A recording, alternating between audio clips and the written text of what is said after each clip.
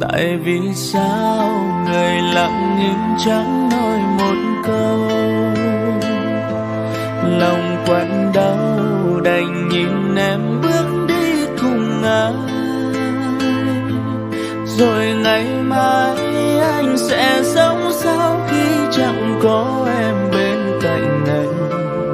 Ngậm ngùi anh đây chỉ biết lùi về phía sau, luôn dõi theo từng nụ cười ánh mắt của em.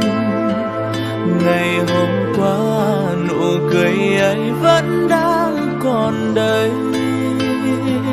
giờ vụt bay chỉ còn những cơn say tự trách sao quá yêu lòng. Chẳng lẽ không thể ngoại lệ được sao?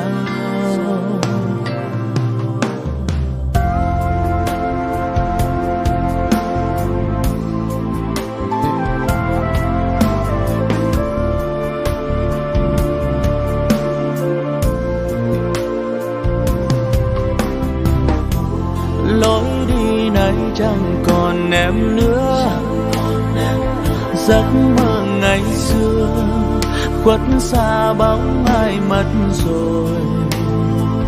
Hạt mưa nhẹ rơi hòa tan giọt nước mắt trong những cơn đau cõi lòng.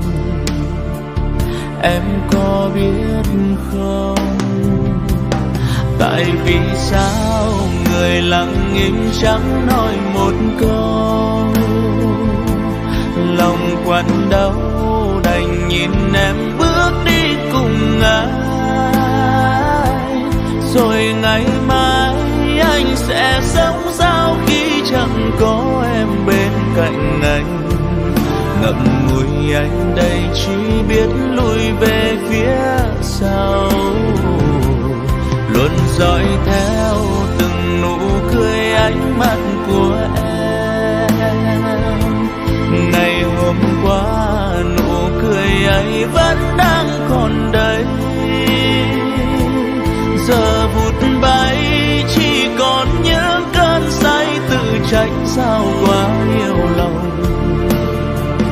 Chẳng lẽ không thể ngoại lệ được sao?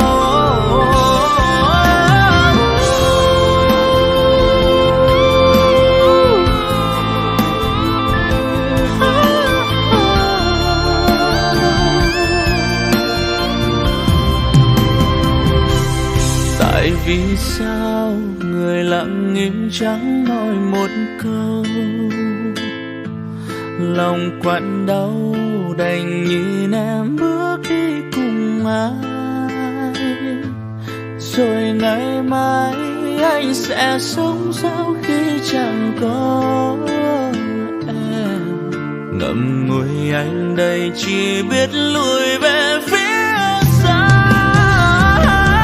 lặng nhìn em chở che em những khi buồn vui. Rồi mình anh lại thầm khóc những đêm lạnh giá, tại vì